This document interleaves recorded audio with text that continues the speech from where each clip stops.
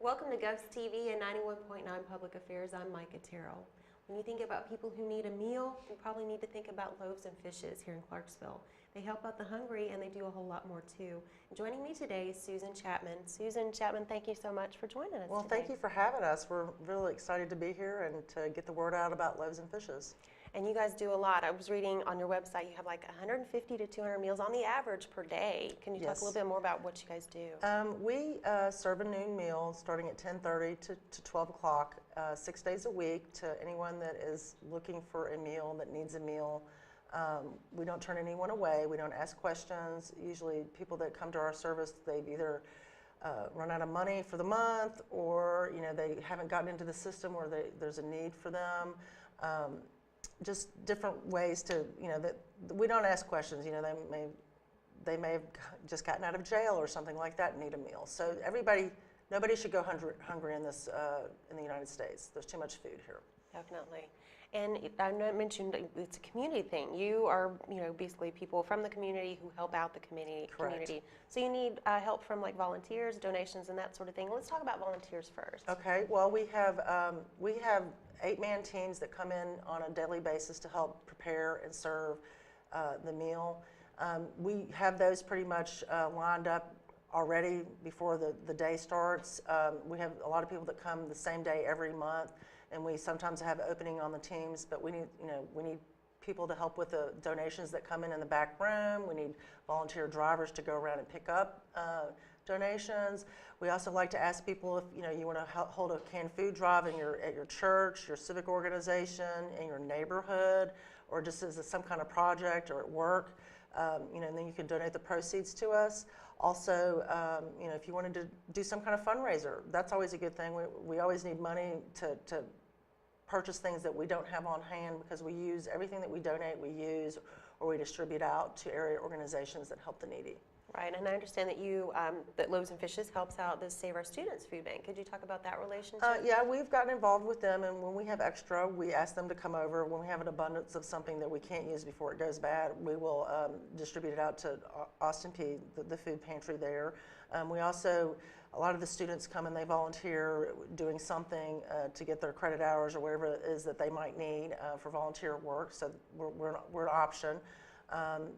And just basically, we help. There's a lot of different organizations that we send food to, so that they can, like social workers that know the people, different churches, different organizations, that when we have extra, we'll send it to them so that it helps their programs.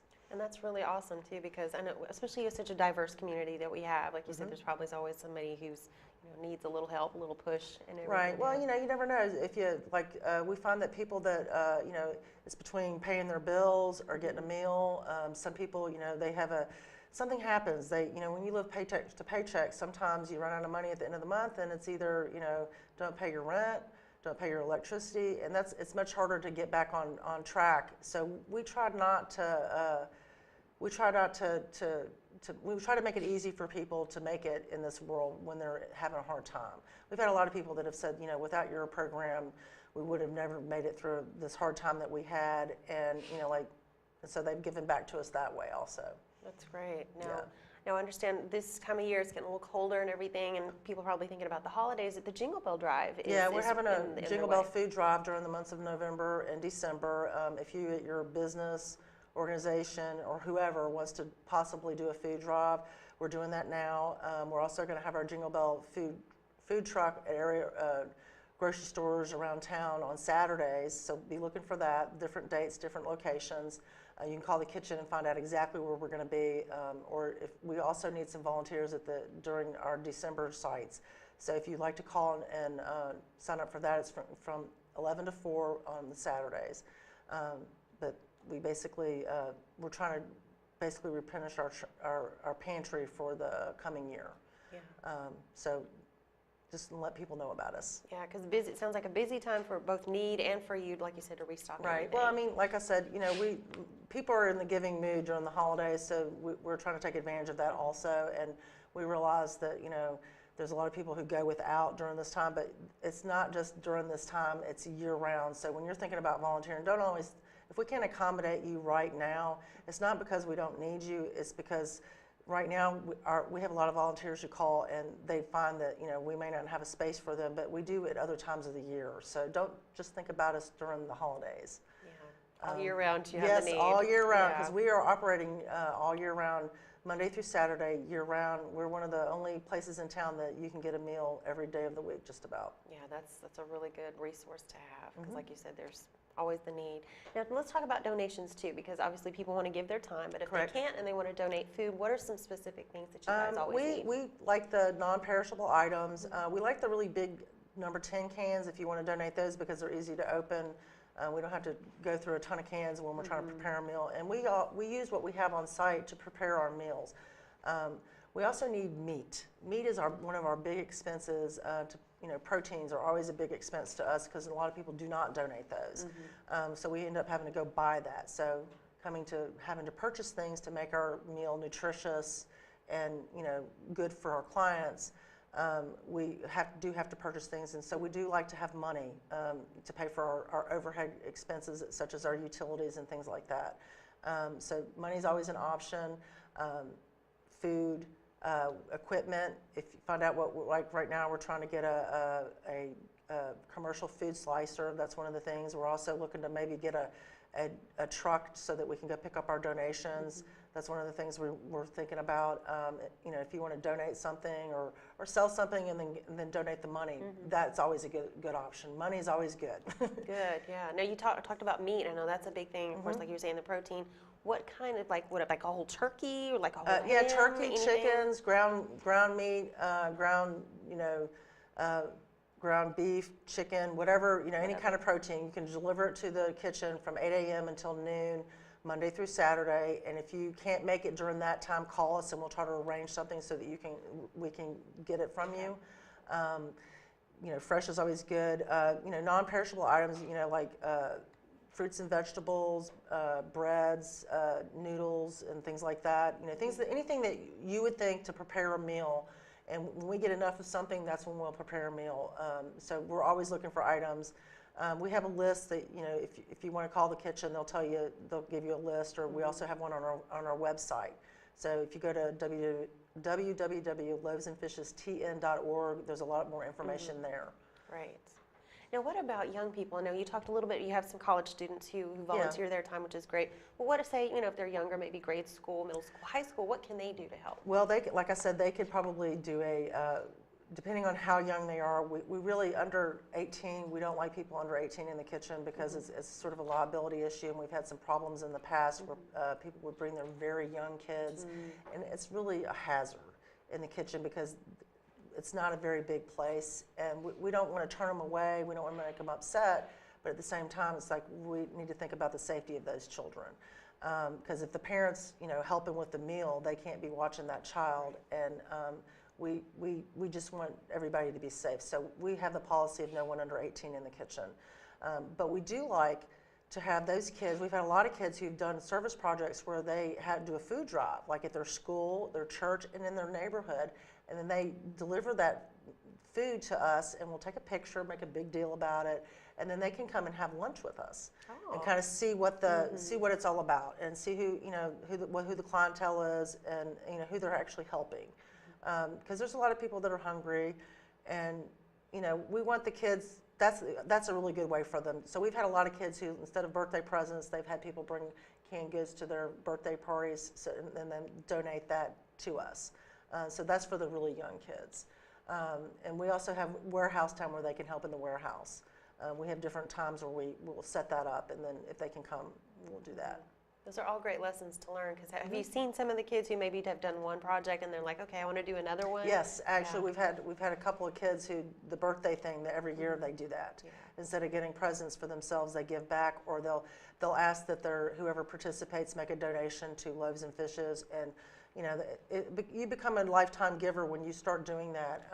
That's sort of how I got into it. My mother was a big advocate of philanthropy, and she always gave back to the community by giving her time, and her resources or whatever. She would do something for the community. So and it makes you feel really good. That's the most beneficial reward to people when they feel like they're helping somebody.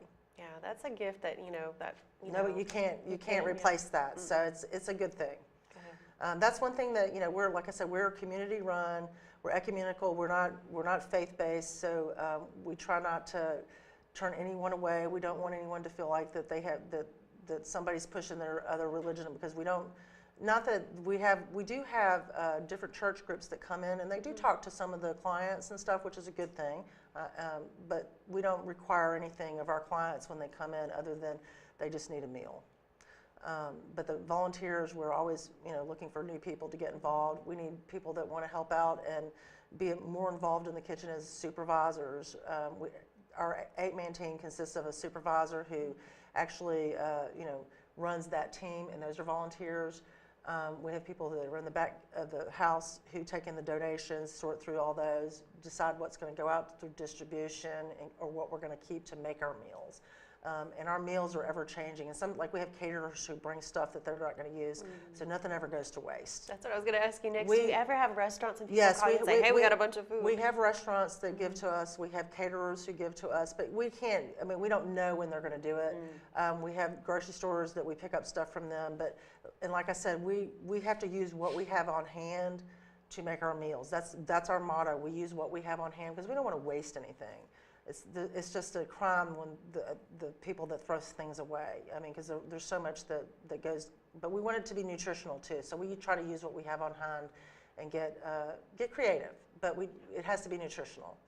So definitely.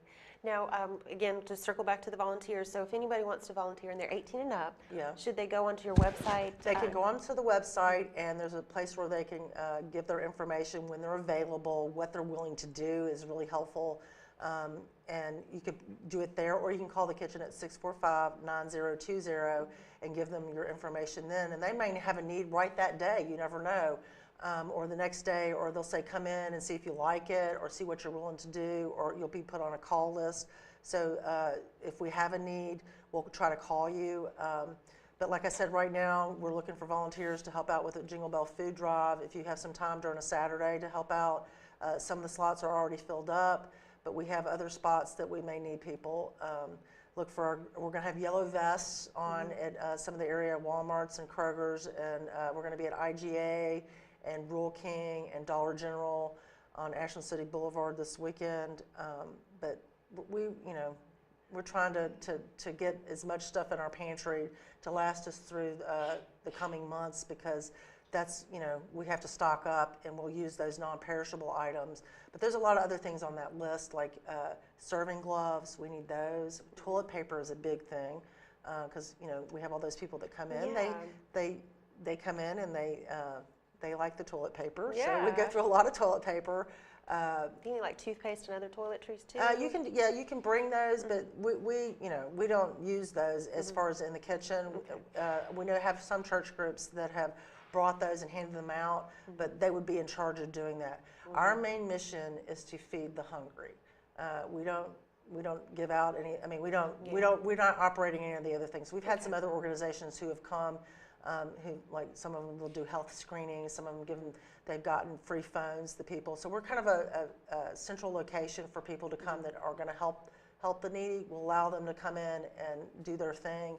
But they're in charge of whatever they're doing. That's their responsibility. So we want to be able to, we're like a central location for them. I'm trying to think of what else I could say.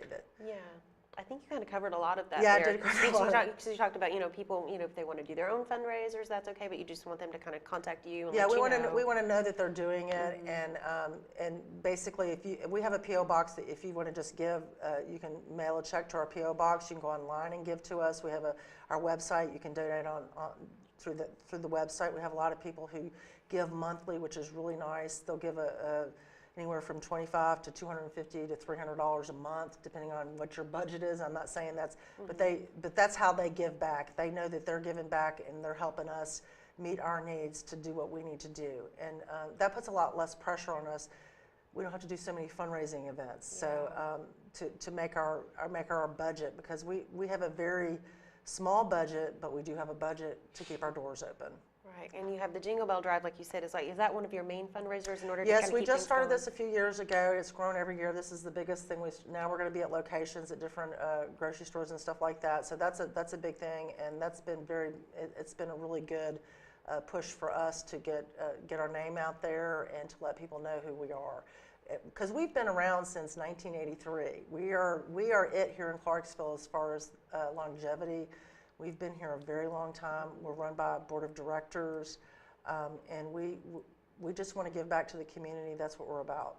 And that's a great thing. So that's awesome. So again, you said it was loavesandfishestn.org is the Yes. website to check out. And what was your phone number again, just in case? It's 931-645-9020.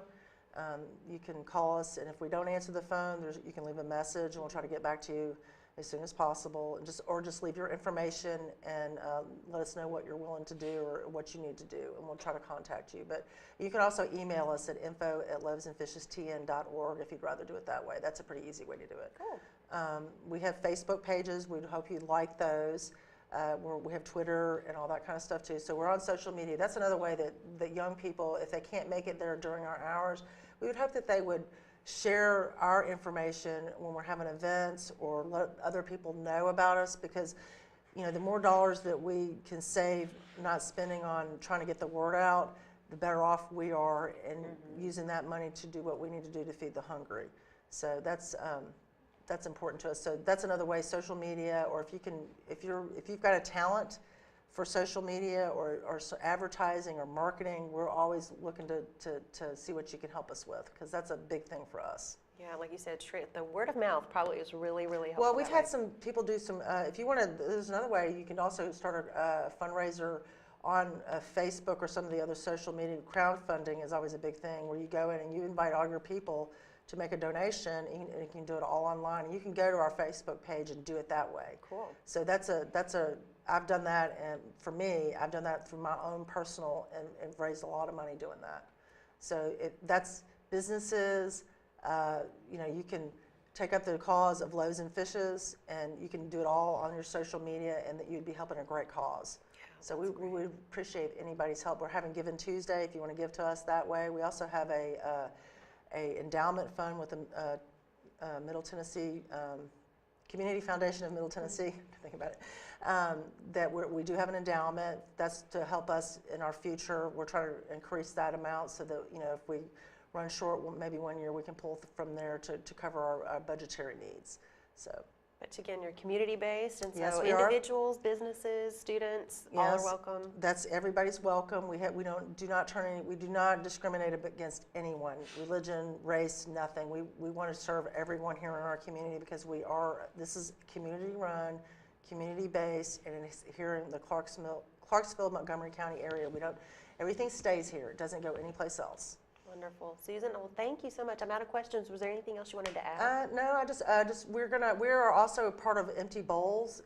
That's in February 28th. There's some bowl painting parties that are around. You can like that page also.